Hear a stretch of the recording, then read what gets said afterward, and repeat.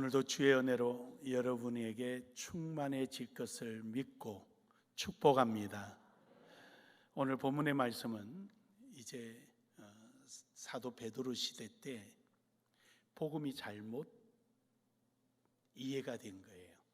그러니까 하나님의 복음을 잘못 알고 이것을 마음대로 아전인수격으로 해석을 한 거죠.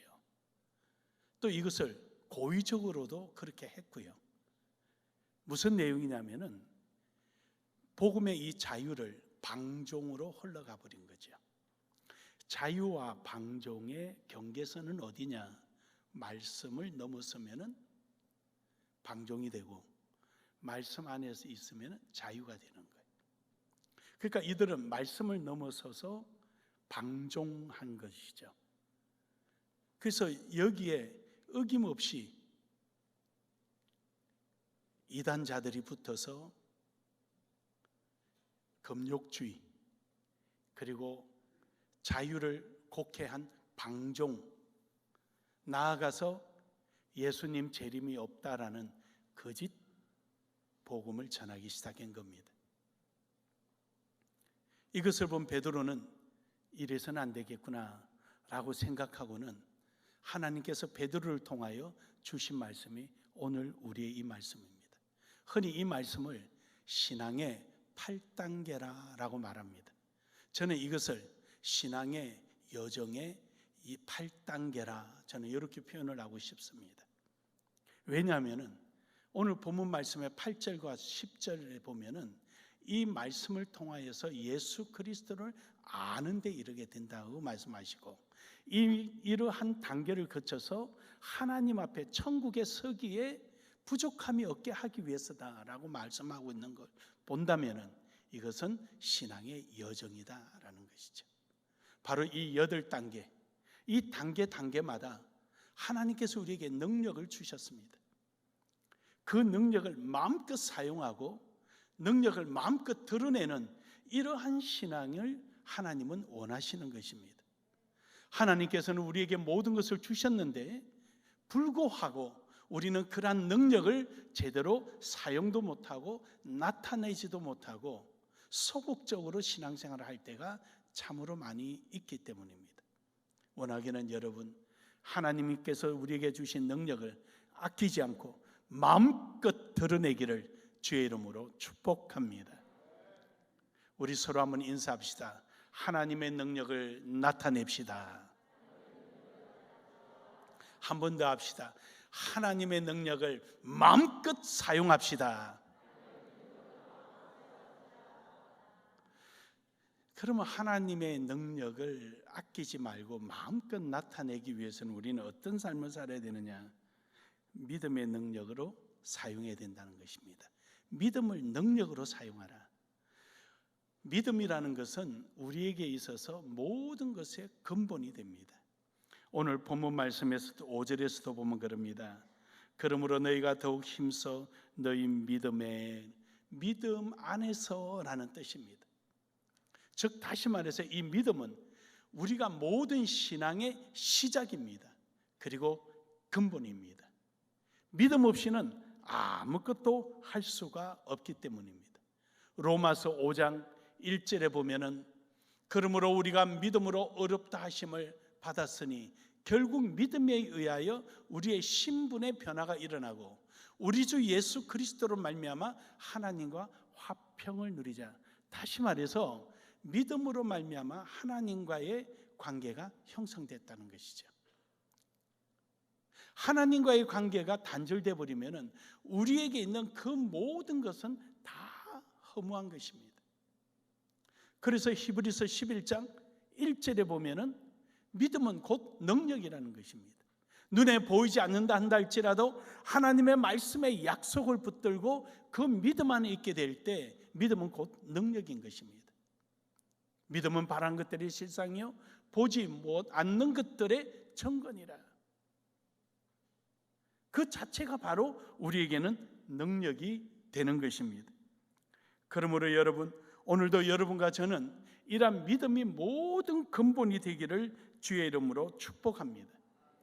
유다서 1장 20절에 보면은 사랑하는 자들아, 너희는 너희의 지극히 거룩한 믿음 위에 자신을 세우며 성령으로 기도하며. 믿음 위에 자신을 세우라. 우리가 있어야 될 자리, 우리의 모든 신앙의 행위의 근본은 믿음이라는 것입니다.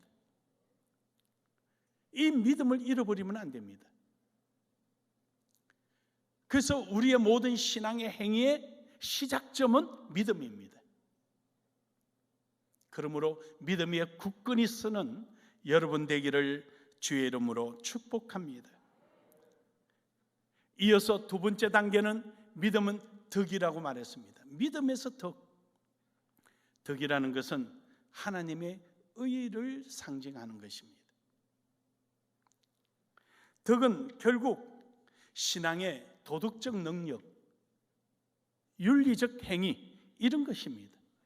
사회적 도덕, 사회 관점에서 도덕이나 윤리를 말하는 것이 아니라 신앙적 관점에서 말씀드리는 것입니다.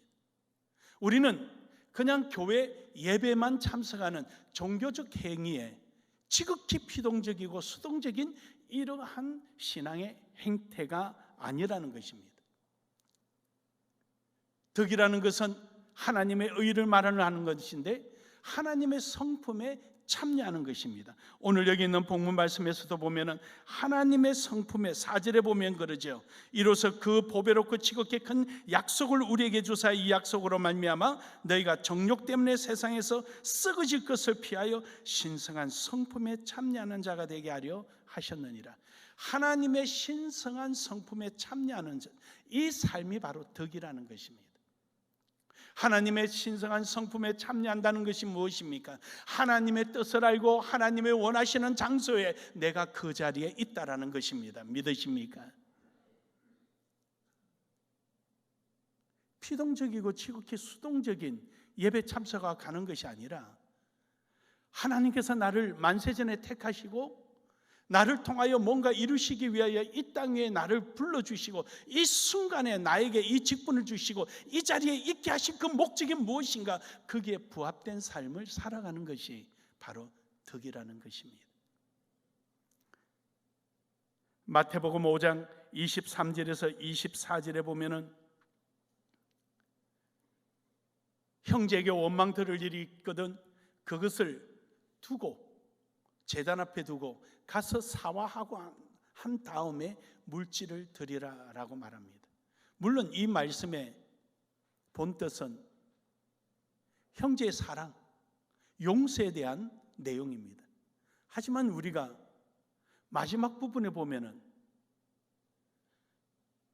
형제를 화목한 후에 와서 예물을 드리라라는 것은 예물을 드린다라는 지극히 형식에서 종교적 행위에 있는 것이 아니라 신앙적 행위에 있는 것이 아니라 그 예배라는 본질 속에 있어야 될 선제되어야 될 내용이 무엇인가를 하나님의 뜻을 잘 드러낸 것입니다. 하나님과 하회라는 예배의 형식 속에 진정한 삶 속에서 형제들 간의 교우들 간의 화해, 하나님과의 관계 이전에 먼저 신앙인으로서 가져야 될 삶 속에서의 우선적인 삶을 하나님은 실제적인 것을 요구하고 있는 것입니다. 이것이 덕이라는 것입니다. 그러므로 여러분, 오늘 여러분과 저는 이러한 하나님의 덕, 다시 말해서 하나님의 의를 위하는 이런 삶이 있기를 주의 이름으로 축복합니다. 이제 덕에 지식을 더해라고 세 번째 단계를 요구하십니다. 지식이라는 것은 두말할 것도 없이 하나님의 말씀입니다. 그러나 하나님의 말씀뿐만 아니라 이 지식에는 포괄적 의미를 갖고 있는데 여러분의 감성과 우리의 이성을 통하여서 경험되어진 모든 지식들을 총망라하고 있습니다. 일부 잘못된 그리스도인들은 지식은 필요 없다고 생각합니다. 그건 지극히 위험합니다. 그런 사람들은 신비주의에 빠질 가능성이 높습니다. 어떤 사람은 공공연하게 신학이 필요 없다는 사람도 있습니다. 이 깜짝 놀랄 일이지요. 신학만 있으면 된대요.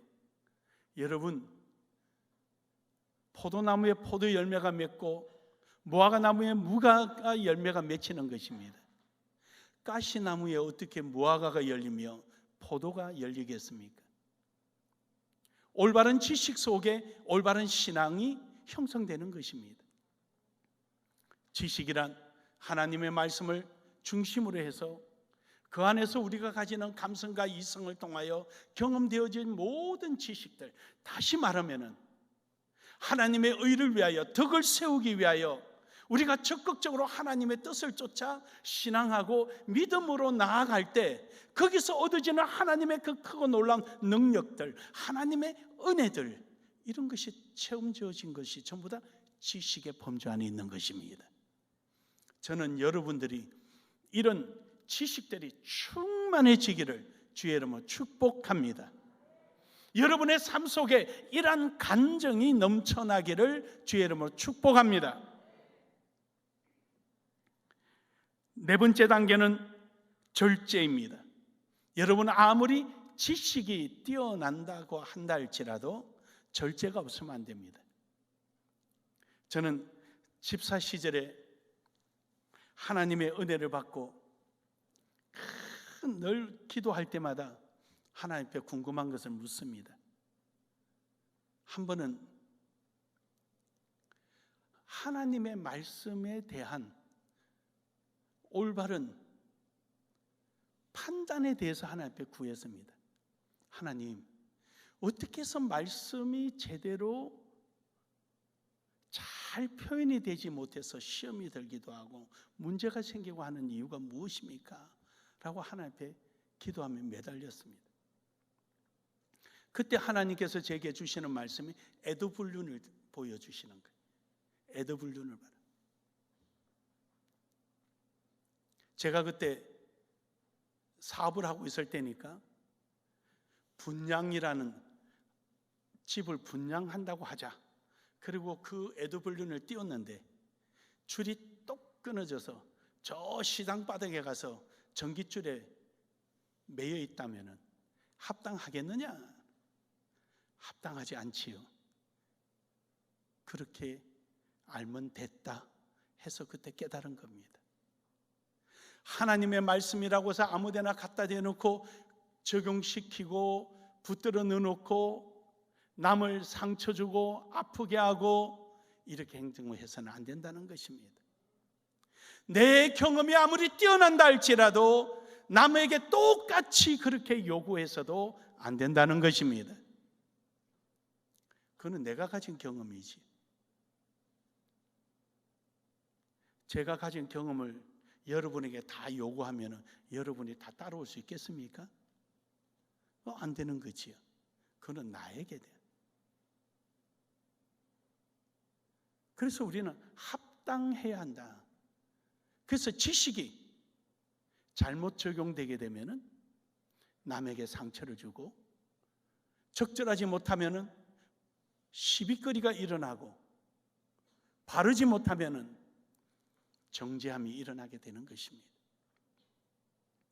그래서 우리에게는 절제가 필요한 것입니다. 사도행전 24장 25절에 보면은 바울이 의와 절제와 장차오는 심판을 강론하니 벨릭스가 두려워하여 대답하되 지금은 가라, 내가 틈이 있으면 너를 부르리라 하고, 벨릭스 총독이 두려워하는 겁니다. 벨릭스가 가지고 있는 그 권한, 그 능력, 지식을 바로 깨닫고 바로 사용하고 바로 이용해야 하는데 그러지를 못했습니다. 세상의 권력자가 그 권력을 통하여 하나님의 도구가 되고 세상의 지식인들이 그 지식을 통하여 하나님의 아는 데 이르게 되고 세상에 가진 자들이 하나님의 뜻을 위하여 소용되어질 때 비로소 그 나라는 하나님의 나라가 될 것입니다. 오늘 여러분과 저에게도 마찬가지입니다. 내가 할 수 있는 것, 내가 알고 있는 것, 내가 가지고 있는 것을 어디에 무엇을 위해서 쓰냐에 따라서 그것은 올바른 능력이 될 수 있고 바른 지식이 될 수 있으며, 그러지 못할 때는 오형되고 남용되고 도리어 욕이 되고 말 것입니다. 사랑하는 여러분, 오늘도 여러분과 저는 이러한 절제가 있는 합당한 삶이 여러분 속에 있기를 주의 이름으로 축복합니다. 5개 단계에서는 인내가 있습니다. 이 인내라는, 절제라는 것은 순간적 판단을 요구하고 있다면, 인내는 지속적인 지구력을 요구하고 있는 것입니다. 우리가 어디를 향하여 가고자 할 때, 어떤 목적지를 정해놓고 있을 때 가는 동안에 힘들고 어려움이 있을지라도 우리는 끝까지 참고 이겨내고 가는 이러한 지구력을 여기서는 인내라고 표현을 하고 있습니다. 그렇습니다, 여러분. 우리는 인내가 있어야 합니다. 우리는 순간에 의하여, 환경에 의해서 살아가는 사람들이 아니라, 우리는 모든 환경을 초월하여 우리에게 약속하신 그 땅을 위해서, 즉 10절에 있는 말씀처럼 하나님 나라를 향하여 우리는 나아가는 자들로서 우리는 그 방향을 잃어서는 안 됩니다. 그러므로 우리는 인내하고 나아가는 것입니다. 히브리서 12장 1절에 보면은, 이러므로 우리에게 구름같이 둘러싼 허다한 정인들이 있으니 모든 무거운 것과 얽매이기 쉬운 죄를 벗어버리고 인내로서 우리 앞에 당한 경주를 하며. 여러분, 모든 무거운 것과 얽매이기 쉬운 죄를 벗어버리고, 한순간에 벗은 겁니까? 아니죠. 경주라는 레이스를, 그 어디서 출발해서 어디가 가기까지 우리는 쉼없이 우리를 위협하는 것이 있고, 우리는 쉼없이 그것을 벗어 던져야 하는, 그러므로 우리가 가는 경주하는 발걸음이 가볍게 되고 포기하지 않고 끝까지 승리하게 되는 것입니다. 이러한 과정을 우리는 인내라고 말합니다.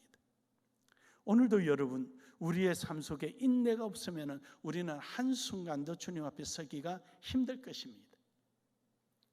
인내하며 나아가기를 주의 이름으로 축복합니다. 7번째는 경건이라고 말합니다. 오늘 본문 말씀 3절에 보면은, 하반절에 보면은, 자기의 영광과 덕으로서 우리를 부르신 이를 알므로 말미암이라. 부르신 이를 알므로 말미암이라. 이 말씀은 예배를 말하는 것입니다. 경건이라는 것은 결국 하나님께 예배, 하나님을 경배하는 일입니다. 우리의 삶이 하나님을 예배하고 경배하는 것이 마땅한 것입니다. 하나님께서 우리를 택하고 부르신 목적이 하나님을 찬양하고 경배하기 위하여 우리를 부르셨기 때문입니다. 그런데 이 경배의 장소가 단순한 예배당이라는 뿐만 아니라 우리의 삶의 전체를 말하는 것입니다. 저는 이 말에 굉장히 예민한 편에 속합니다. 단어 하나하나, 낱말 하나하나에 굉장히 예민합니다. 이유는 언어가 사고를 지배해버립니다. 그러다 보니까 말이 나오기 시작하면 행동도 따라갑니다. 그래서 저는 성지순례라는 말을 굉장히 싫어합니다. 이번에도 가서 그 가이드가 끝까지 성지순례, 우리 교인들이 이제 기도를 하면은 성지탐방이라는 말을 쓰니까 자기는 끝까지 순례로 하려고, 우리 순례 찬송을 합시다. 내가 매일 기쁘게, 그러면서 순례라고 상송에도 있습니다. 이러길래 나도 억지로 순례 잘못됨을 지적했죠. 순례라는 것은, 레라는 자체가 경배한다는 뜻입니다. 그래서 가톨릭이나 이슬람이나 이런 이단자들은, 이교도들은 어느 자기네들이 말하는 성지에 가면은 그 자체를 거룩하게 생각하고 경배합니다. 그래서 예수님의 그 누우셨던 자리에 가서 손을 얹고 기도하고 만져가지고 아픈 자리에 팍 문지르는 겁니다. 그게 순례예요, 순례. 이슬람 교도들은 그들의 그 사우디아라비아에 있는 그 모스크에 한번 갔다 오는 것이 의무입니다. 그 갔다 오면 천국 가는 거예요. 그 갔다 왔다고 집 대문 앞에 표시를 해놓고 그러죠. 우리는 탐방이에요. 그 당시 있었던 자리를 우리는 방문하는 거예요. 탐사는 가서 조사하는 거예요. 연구하는 거예요. 우리는 그 가서 아픈 자리에 머리 얹고 일을 안 하는 거예요. 우리는 그 앞에서 기도할 때는 그 자리를 성스러워서 기도하는 것이 아니라 우리는 거기에 있었던 과거의 역사를, 내 자신을 거울 삼아서 한번 되돌아보기 위해서 우리는 기도도 하고 하는 것이지, 그 자리가 경이롭고 그 자리가 공경해야 할 자리라고 해서 있는 게 아니에요. 여러분 집 앞에 있는 돌도요, 돌 6,000년 된 거예요. 6,000년. 하나님 창조하신 게 6,000년 됐잖아요. 그 6,000년 된 돌이에요. 근데 그 돌은 여러분 발길의 차이고, 왜 저기 성경에 있는 지형에 있는 데는 가서 몇백만 원씩 들여서 그거 보러 가는 거예요. 가봐야 돌 하나 있는 건데 그 돌 보러 가는 거 아니잖아요. 그 당시에 있었던 그 흔적을 생각하러 가는 거지. 그래요 여러분. 그러면 우리 찬송가에 이왕 나왔으니까 내가 매일 기쁘게 순례의 길 행함은 주의 팔을 나를 안보하며, 그 무슨 뜻입니까? 그럼요, 바로 경건의 삶이에요. 내 삶이 하나님 앞에 예배하는 삶, 내가 주님을 의지하고 믿음으로 나아갈 때마다 내딛는 발걸음마다 하나님의 경이로운 능력이 나를 안보해 주시고 내게 역사해 주시고 주관해 주시며, 그러므로 그것이 순례의 장소가 되는 거예요.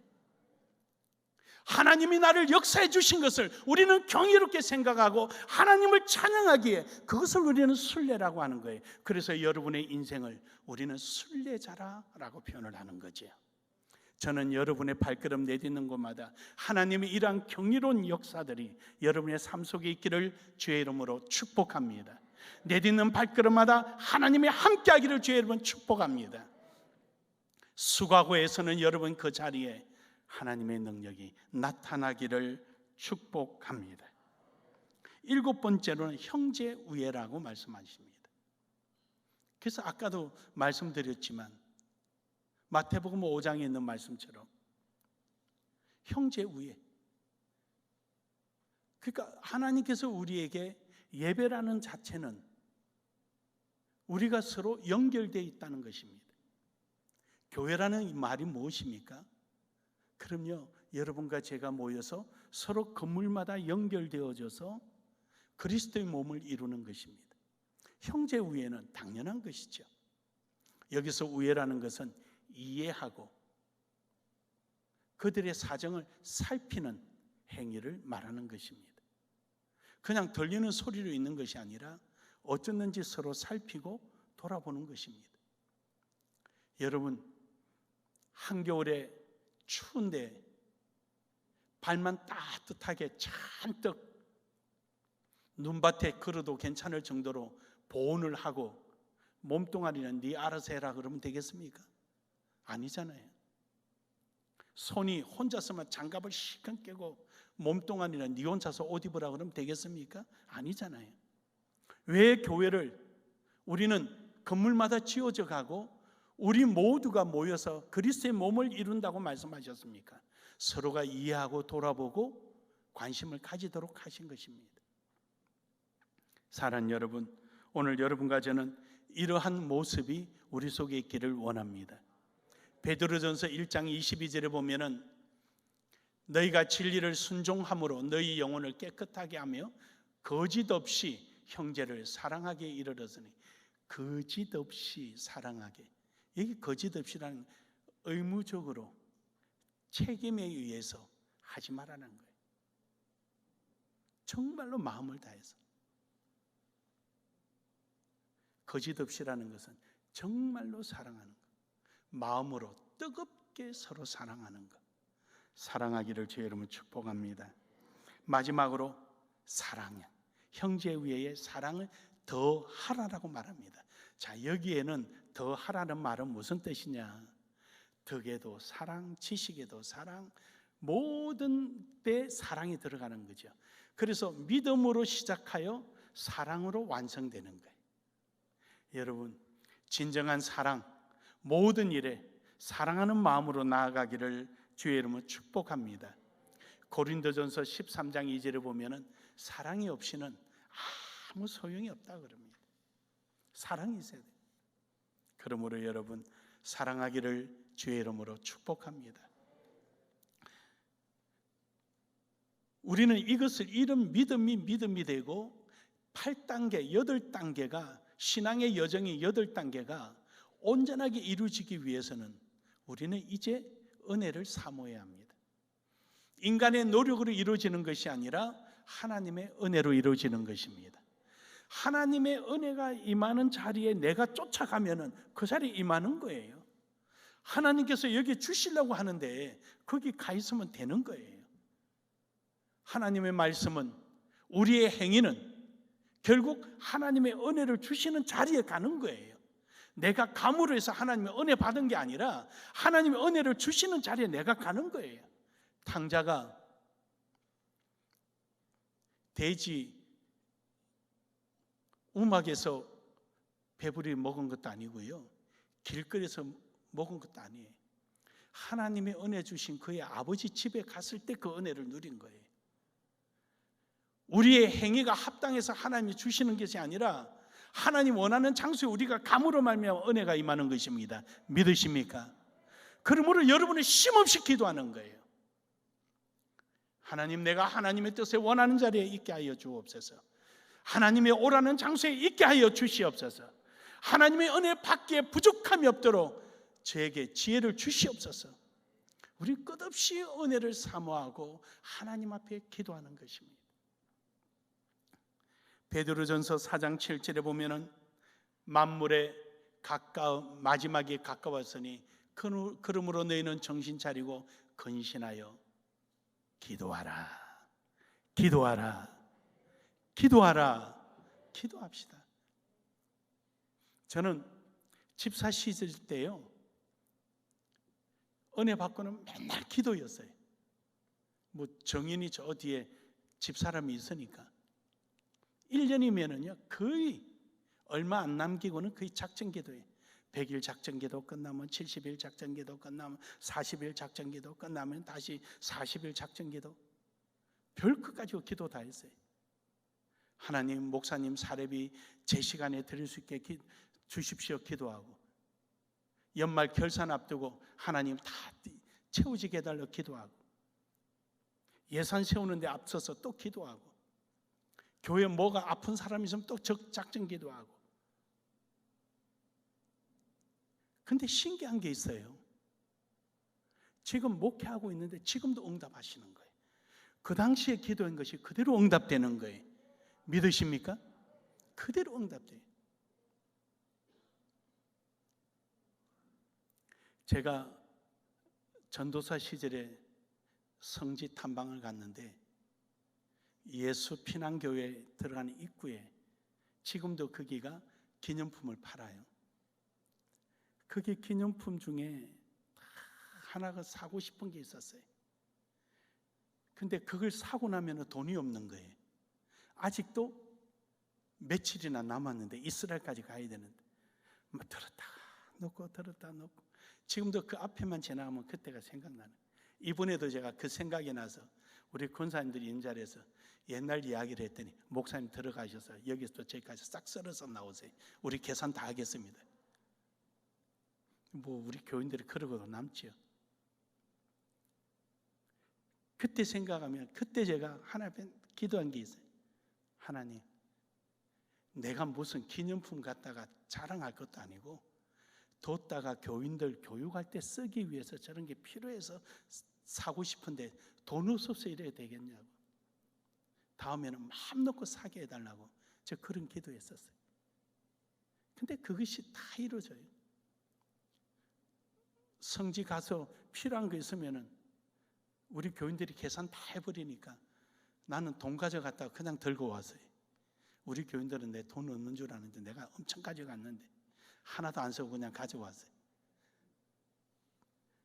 딴 데 쓰는 게 아니라 우리 교인들 다음에 교육할 때 써야 되겠다 싶어서 교재용으로 사는 거예요, 전부 다.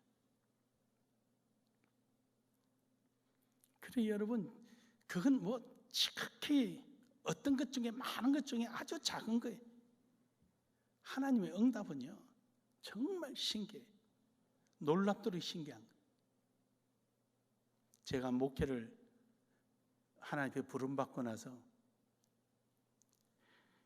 고개 숙여서 우리 그 신학교 학장님이 그랬어요. 고개 숙여서 원고를 읽고 고개 들고 보면은 학생들이 채플 시간 다 졸고 있어요. 그래서 그때 하나님 앞에 기도했어요. 하나님, 나는 교인들 눈 다 보고 원고 다 외워서 기도하게 설교하게 해달라고. 하나님이 그 응답 들으시고 목회 시작부터 끝날 지금까지 오늘날까지 그러고 있는 거예요. 그래도 그것도 다 외우고 있잖아요. 또 옛날 흘러간 것까지. 여러분, 하나님 앞에 기도합시다. 구합시다. 하나님은 응답하십니다. 얼마나 신기한 줄 몰라. 나는 까마득하게 잊어먹고 있는데 하나님은 기억하고 계신 거예요. 그러므로 여러분, 은혜를 사모하기를 주의 이름으로 축복합니다. 마지막으로 방향을 잃지 마십시오. 여러분, 방향을 잃어버리게 되면은요 열매가 맺히지 않습니다. 씨앗을 뿌릴 때 밭에 제대로 뿌려야 열매가 맺죠. 돌짝밭에 가시밭에 떨어지면 그거 되겠습니까? 안 되지요. 그리고 여행자가 가고자 하는 목적지가 없으면은요 여기가 어디지? 여기 왜 왔지? 이러면은요 이런 사람들은 문제가 있는 거예요. 치매 걸린 거예요. 이거는 신앙도 마찬가지죠. 내가 오늘 어디 있고 어디를 가고 있는지를 모르고 그냥 막연하게 빨간 날이야? 교회 가야지 이러고 산다면은 영적 치매자가 되고 마는 것입니다. 내가 오늘 왜 살아가는지, 하나님은 만세전에 나를 계획하시고 택하시고 그 일을 이루시도록 오늘 이 순간에 불러주셨는데 나는 진작 하나님의 계획과 관계없이 내가 여기 왜 있지? 그 영적 치매자죠. 우리는 깨어 있어야 하는 겁니다. 고린도전서 9장 26절에 보면은요 향방 없는 자같이, 우리 같이 한번 읽겠습니다. 시작. 그러므로 나는 다름질하기를 향방 없는 것 같이 아니하고 싸우기를 허공을 치는 것 같이 아니하며. 한 번 더 합니다. 시작. 그러므로 나는 다름질하기를 향방 없는 것 같이 아니하고 싸우기를 허공치는 것 같이 아니하며. 할렐루야. 믿으십니까? 어떤 사람은 또 하나님 말씀을 적절치 않게 이용하는 사람이 있어요. 사람이 아무리 계획할지라도 그 길을 인도하시는 여호와여, 그러므로 우리는 될 대로 되라 그냥 사는 것입니다. 그 말이 아니잖아요. 그 말 뜻은 하나님의 뜻대로 계획을 세우지 않고 인간의 좋을 대로, 자기 좋을 대로 계획을 세운다 할지라도 하나님은 그걸 꺾어서 하나님의 원하시는 방향으로 틀어버리신다는 뜻 아닙니까? 마치 요나처럼 말입니다. 말씀을 왜 그런 데 갖다 붙이고 있어요? 말도 안 되게. 우리 교회는 2024년도는 소명의 여정입니다. 2월달은 은혜입니다. 그러므로 하나님이 주시는 은혜, 그 능력을 마음껏 사용하는 여러분 되기를 주의 이름으로 축복합니다. 축복합니다. 한 문제 인사합시다. 하나님의 능력을 마음껏 사용합시다.